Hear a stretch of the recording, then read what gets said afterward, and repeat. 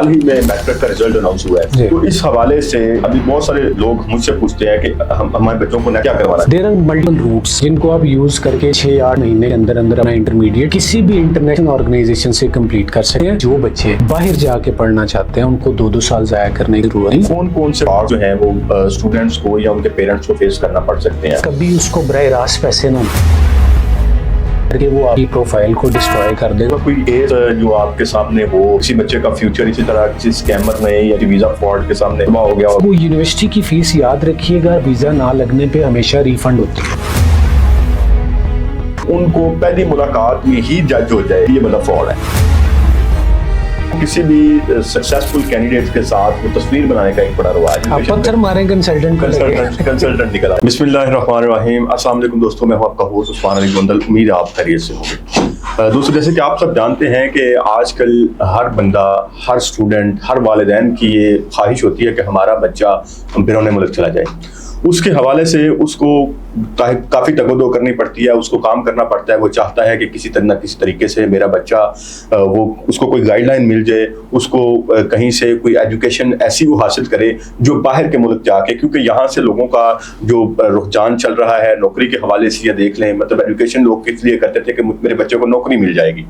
लेकिन इस हवाले से अगर देखा जाता था तो अब वो सूरत हाल नज़र नहीं आ रही। लोग क्या चाहते हैं कि हमारा बच्चा एजुकेशन हासिल करे, कुछ ऐसी एजुकेशन हासिल करे जो बाहर बिरूने मुल्क चला जाए, उसका वीजा लग जाए। और आपके सामने है कि नियर फ्यूचर हमने देखा कि काफी सारे लोग, मतलब आपके इर्द गिर्द बहुत सारे लोग ऐसे हैं जो कि जिनका स्टडी वीजे पे वो बाहर चले गए और जाके वो एक बाइज्जत रोजगार कमा रहे हैं और अपनी फैमिली को भी सपोर्ट कर रहे हैं। तो इस हवाले से आज हमारे साथ स्टूडियो में मौजूद है सर नईम मुश्ताक साहब, एक ऐसी शख्सियत जो कि पिछले 10 साल से इसी शोबे से वाबस्ता है। वो डिफरेंट यूनिवर्सिटीज में लेक्चर्स दे रहे हैं। इसी हवाले से वो उनके सैकड़ों स्टूडेंट्स इस वक्त जो कि बिरूने मुल्क जॉब कर रहे हैं और वो इस वक्त मुल्क की खिदमत भी कर रहे हैं। तो आइए अब चलते हैं। आज के मेहमान हैं जनाब नईम मुश्ताक साहब। कैसे हैं आप? ठीक है, अल्लाह का शुक्र सर, बहुत शुक्रिया। आपने इतना अच्छा इंट्रोड्यूस किया है कि मैं खुद को इस काबिल नहीं समझता। जी, ये वजीराबाद के लिए भी एक एजाज है कि नईम मुश्ताक साहब का ताल्लुक बेसिकली वजीराबाद से है। हाँ कि ये डिफरेंट जो सिटीज हैं उनमें अपनी जॉब परफॉर्म कर रहे हैं, लोगों को सर्व कर रहे हैं, जिस तरह लाइक डिफरेंट यूनिवर्सिटीज में ये लेक्चर्स दे रहे हैं। और वहाँ पे भी एक मतलब शहर के लिए, छोटे शहर के लिए बहुत बड़ी एजाज की बात होती है कि जब किसी भी यूनिवर्सिटी में जो इंटरनेशनल लेवल की यूनिवर्सिटी वहाँ पे आपका स्टूडेंट सर्व कर रहा हो, लेक्चर्स दे रहा हो और उसका ताल्लुक आपके शहर से हो। तो नईम साहब, सबसे पहले तो आपका बहुत शुक्रिया कि आज आपने हमें यहाँ पे टाइम दिया और लोगों के, हमारे नाजरीन जो कि उनके लिए आज की गुफ्तगू जो है वो बहुत हम इंफॉर्मेटिव बनाना चाह रहे हैं, ताकि जितने भी पेरेंट्स जो चाहते हैं कि हमारे बच्चे जो है वो बाहर जाके सर्व करें या वो अपने मतलब मुआश के सिलसिले में ही वो बाहर जाएं या जैसे भी जाएं, वो उनकी एजुकेशन और साथ उनका माश जो है वो बेहतर चले। तो अभी हाल ही में मैट्रिक का रिजल्ट अनाउंस हुआ है, तो इस हवाले से अभी बहुत सारे लोग मुझसे पूछते हैं कि हम हमारे बच्चों को नेक्स्ट क्या करवाना चाहिए। अच्छा, इसमें सबसे पहले तो शुक्रिया गोंदल साहब, आपने इतने इम्पोर्टेंट टॉपिक के ऊपर जो है वो डिस्कशन स्टार्ट की। सबसे पहले हम मैट्रिक से स्टार्ट करते हैं। तो मेरा ये एक मैंने देखा है कि हमारा स्टूडेंट बड़ी स्लो लर्निंग के ऊपर चल रहा है। वो मैट्रिक करता है, उसके बाद वो जाके 2 साल में इंटर करता है, फिर 4 साल में बैचलर करता है। ये मेरा ख्याल है कि बहुत टाइम टेकिंग प्रोसेस है। अब दुनिया जो है वो एक्सेलरेटेड डिग्रीज पे शिफ्ट हो चुकी है। अब मिसाल लें कि पाकिस्तान में एक बच्चा 2 साल किसी कॉलेज में इंटर करेगा, उसके बाद जाके वो अगला प्लान करेगा। पाकिस्तान में रहते हुए मैं ये नहीं कहता आप इंटर ना करें। देयर आर मल्टीपल रूट्स जिनको आप यूज़ करके 6-8 महीने के अंदर अंदर अपना इंटरमीडिएट किसी भी इंटरनेशनल ऑर्गेनाइजेशन से कंप्लीट कर सकते हैं, जिसमें पियर्सन है, LRN है, ATHE है और क्वालिफाई, इस तरह की बहुत सारी बॉडीज। इंटरमीडिएट करने की जरूरत नहीं है। हम अभी बहुत पीछे एजुकेशन सिस्टम को उसी टिपिकल वे के ऊपर लेके चल रहे हैं। अब वो 2 साल वाला काम बगैर कॉलेज की फीसें दिए हुए, फिर एग्जाम नहीं है बहुत सारी बॉडीज में, और कई बॉडीज में एग्जाम है। NCC एजुकेशन UK है, वो आपका एग्जाम लेगी, भले आप 8 महीने के अंदर प्रिपेयर करके दोनों एग्जाम्स देते हैं। फिर इसी तरह पियर्सन और बाकी बॉडी सिर्फ असाइनमेंट्स लेंगी आप, और आपका इंटरमीडिएट कंप्लीट हो चुका है।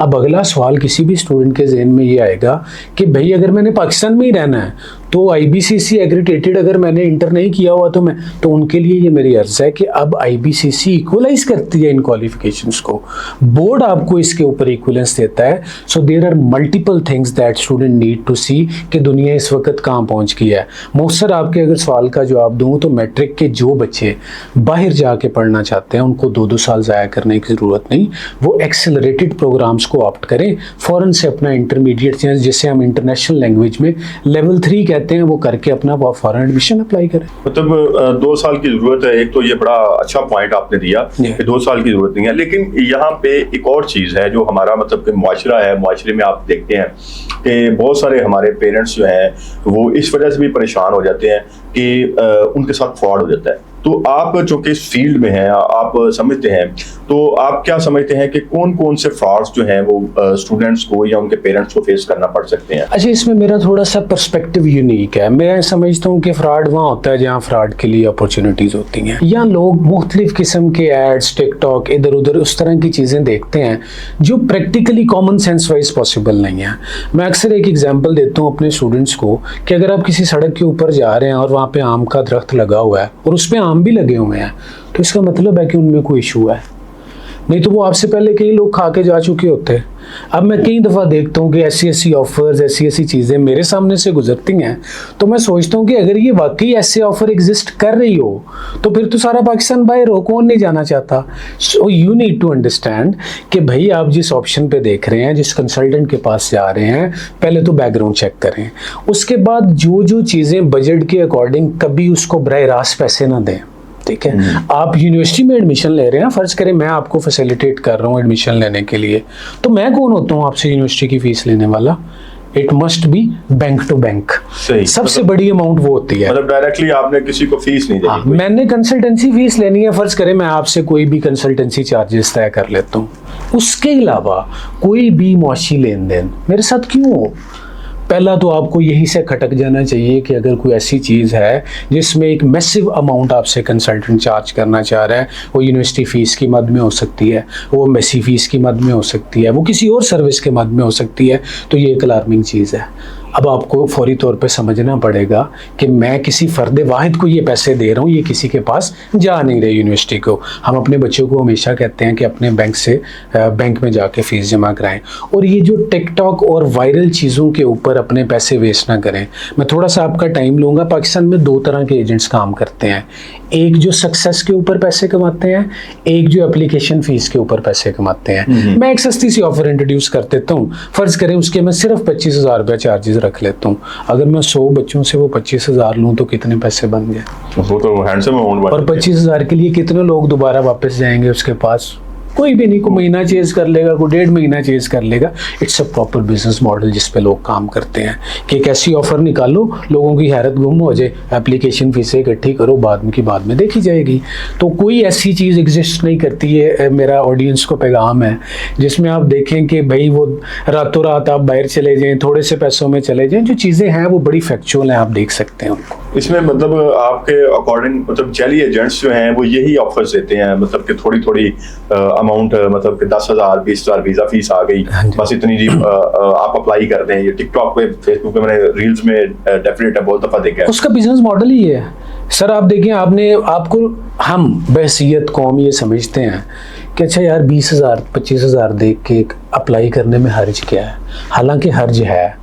पता नहीं कौन से आपके डॉक्यूमेंट वो लगाएगा, पता नहीं क्या क्या करके वो आपकी प्रोफाइल को डिस्ट्रॉय कर देगा। अल्लाह करता है आप फ्यूचर में दोबारा अप्लाई करने की प्रॉपर पोजीशन में आ जाते हैं, लेकिन अब आपने अपना सारा रिकॉर्ड गंदा कर लिया हुआ है। इसलिए कभी भी ये ना समझे कि आप ये जो 20-25 हज़ार दे रहे हैं ये नुकसान है।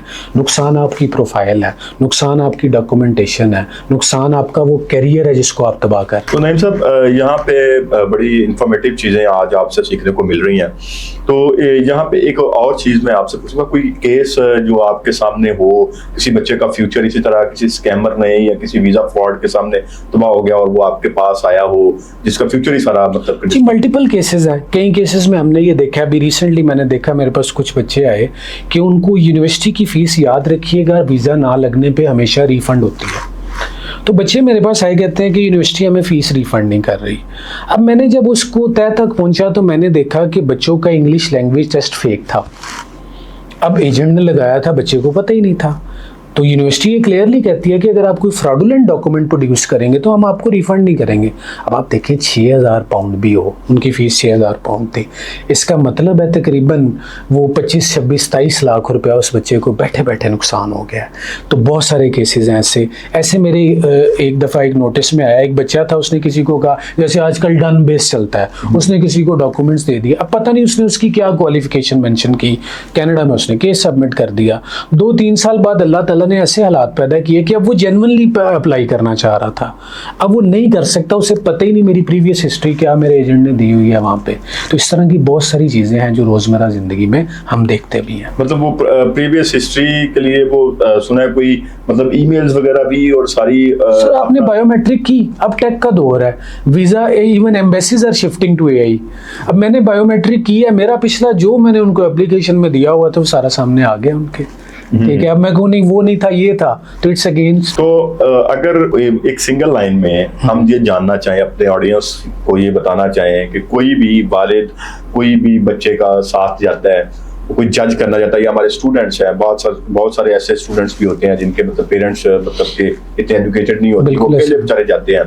तो कोई ऐसी कोई लाइन या ऐसी गाइडलाइन कि उनको पहली मुलाकात में ही जज हो जाए कि ये बंदा फ्रॉड है? देखिए इसमें सबसे पहली चीज़ तो कोई बड़ी सस्ती ऑफर्स अगर आपको मिल रही हैं, आप देखिए पाकिस्तान करेंसी जिस लेवल पे पहुंची हुई है, 2, 4, 10, 20 लाख जो है वो इतनी ज़्यादा इंटरनेशनल अमाउंट नहीं बनती, वहाँ से बीवेयर हूँ। सेकंड, अगर आपको वो कोई लमसम पैकेजेस दे रहे हैं जिसमें वो कह रहे हैं कि फ़ीस भी हम ही लेंगे, सारी चीज़ें हम ही करेंगे, आपको वीज़ा लगवा देंगे, बीवेयर रहें। प्लस एक बड़ा देसी सा तरीकाकार है, पुलिस किसी भी मामले में पहले देसी तरीकाकार पे जाती है। अब जिस भी कंसल्टेंट के पास केस जा रहे हैं लेके, उसकी नो हाउ आपको बड़ा इजीली मार्केट में मिल जाती है, फेसबुक पे मिल जाती है, उसके रिव्यूज से मिल जाती है। बहुत सारी चीज़ें हैं जो देखिए पेरेंट्स अगर पढ़े लिखे नहीं भी, बच्चा कम से कम इंटरमीडिएट तो है, वो इतनी को तो रिसर्च कर सकता है। और जो बच्चा इतनी रिसर्च नहीं कर सकता वो बाहर जाके सर्वाइव कैसे करेगा? मतलब ये देखें ना, बाज़ औक़ात मैं एक दो बंदे को जानता हूँ, उन्होंने अक्सर मतलब ज़िंदगी में उन्होंने कभी कोई वीज़ा मतलब ना अप्लाई किया खुद, ना कभी देखा है, लेकिन वो किसी भी सक्सेसफुल कैंडिडेट्स के साथ वो तस्वीर बनाने का एक बड़ा रवाज है आजकल। देखिए ये भी मेरा ख्याल है बड़ी जल्दी आइडेंटिफाई हो जाता है कि अगर आप किसी इस तरह की एक्टिविटी में हैं। हमारे पास अब जैसे वज़ीराबाद की हम एग्जांपल लेते हैं, हम अपने शहर में बैठे हुए हैं, हमें बड़ा आसानी से पता होता है कि किस चीज़ का उसका क्या बैकग्राउंड है, किसकी तस्वीर है। मैं वज़ीराबाद में तस्वीरें लगाई जा रहा हूँ, लेकिन आप में से कोई मुकामी बंदा उसे नहीं जानता, तो इट्स अ हिंट कि भाई ये क्या चल रहा है।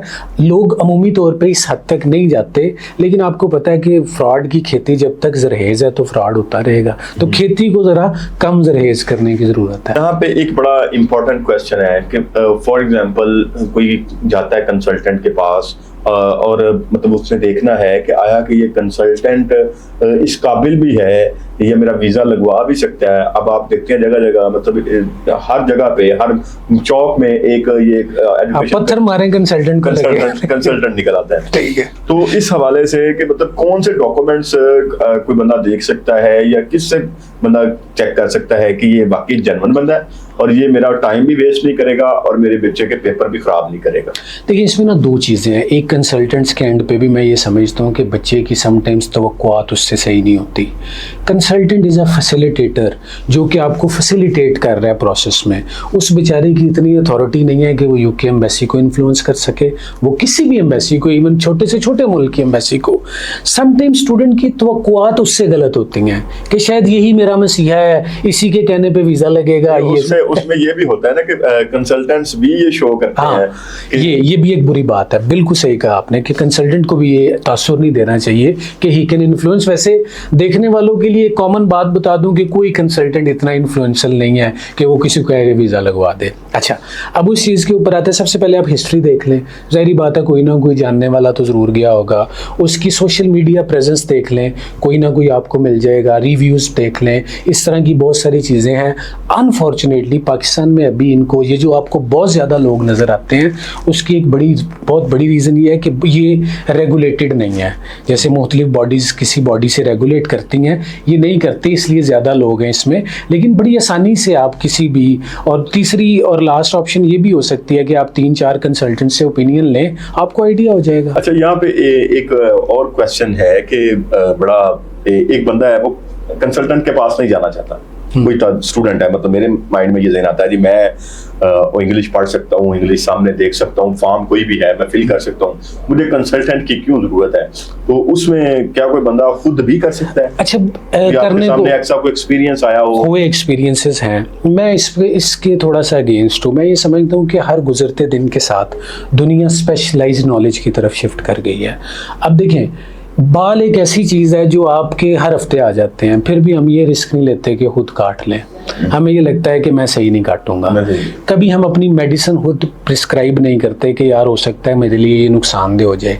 मैं ये समझता हूँ इस बात के दो पहलू हैं। पहली तो चीज़ ये है कि आप ऐसा ना करें, go for the specialised people जो इस चीज़ में, उससे आपकी सबसे कीमती चीज़ क्या सेव हो जाएगी?